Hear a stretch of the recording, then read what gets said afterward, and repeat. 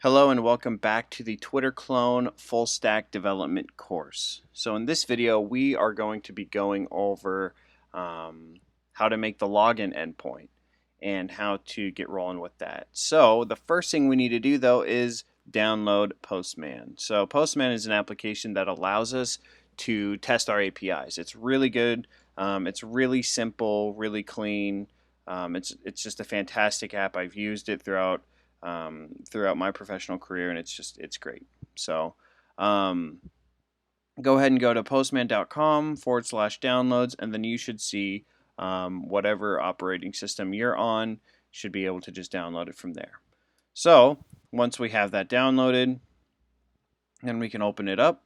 All right, and then if you throw in the API that we made in the last video with the boilerplate code left in, you will see all of this interesting data.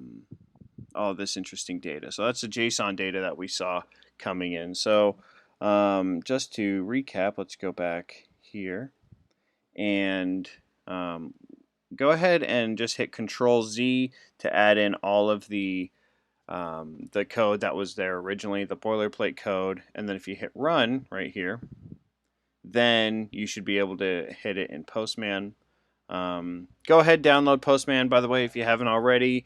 Just go through the install wizard, very simple, and then you don't have to sign in, so skip signing in. There's no reason to, well, for what we're doing. And then just go ahead and hit this plus button up here, and then right here, right next to get, go ahead and type in the URL. So we're running it right now. We can go over here, and there it is. So we see this right here. We put it in here. We can hit send. All right, and there we go. So it shows us our JSON data back nice and pretty, and it's really good. We can test all sorts of different things here, but in order to not overwhelm you, I'm going to attempt to try and take this one byte at a time. So let's go ahead and go back to our API. So we can hit stop right there. All right, and now go over to the Solution Explorer, and we have controllers. We are now going to add our login controller. So just go ahead and hit add. Since again, in startup, we already have it pointing to the correct, we already have it pointing to our controllers. We don't necessarily have to do any wiring there. So we're going to go, do not click MVC controller. We're doing API controller. All right. So we're going to do API controller with read and write actions. And we'll start using Entity Framework later, but for now I just want to show you some of this boilerplate code that it gives us right off the bat. So we're going to go ahead and name this login controller. All right, and then we'll wait for that to generate. Okay, cool. So if you take a look here, we have our route API/controller, which we will actually get rid of this. There we go. So now we just have to do login controller, and then we have right here this get. We make a get request. Sorry. Make a get request, and then it's just going to show us an array of value 1 and value 2. And then we can add actually a parameter in this get request, and then it will return this value, which is just a string. It just says value. So here we go. So we have an empty post, which is cool. So it already made this for us, which is fantastic. So we have HTTP post. So this tag allows us essentially lets us know that in here we are going to be. This is where to route the controller when making a post request. So now this is where it gets interesting. We have this from body, and if we go into here, we have from header, from query, from route, etc. So we're going to do from query, and I'll explain here right now actually.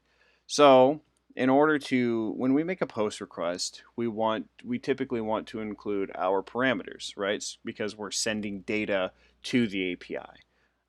So when we make a post request, we're going to need to figure out a way on how to include those parameters. So let's go and see a real life example in this news API. All right. So this is right here. This is the URL. Okay. Right here. So newsapi.org v2 top headlines. Okay. So top headlines is the endpoint. This question mark is saying, all right, everything that follows is now query string parameters. So then this country right here, country is a parameter, and then US is the value. This and separates right here the query string parameters, and then we have API key, which is a parameter, and then this capital API key, this is where your API key would go, is the value. So this is how the format is going to look essentially for a get. All right. So now if we did a post, we could do the same thing and include those query string parameters. All right. So now let's go ahead and take a look. All right. So Twitter clone.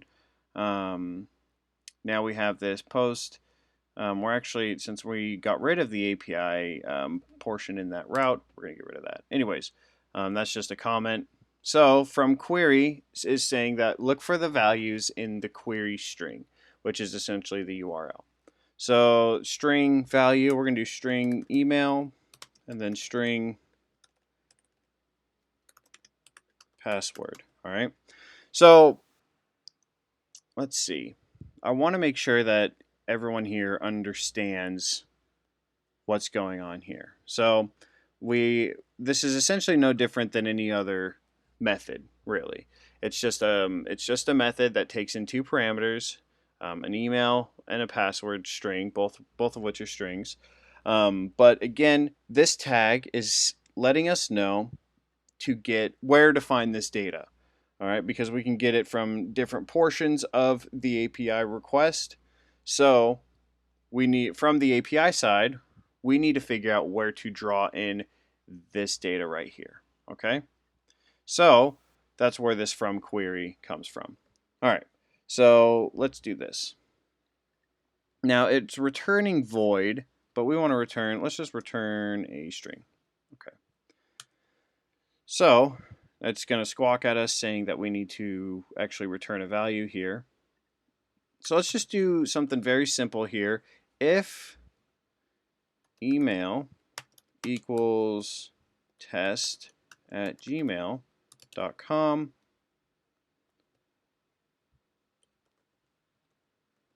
all right, and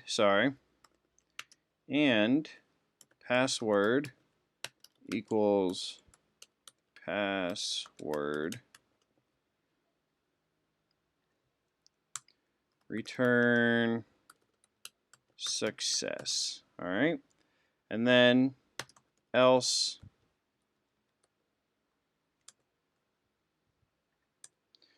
return false. Okay. Oops. Oh, excuse me. Request. Actually, we'll just do this. Error. Perfect. All right. So now let's go ahead and run this. Actually, just to make sure, we want to make sure that we have a get a get request here, just to make sure that this endpoint in general is working, and a get is very simple. So we're going to run this here.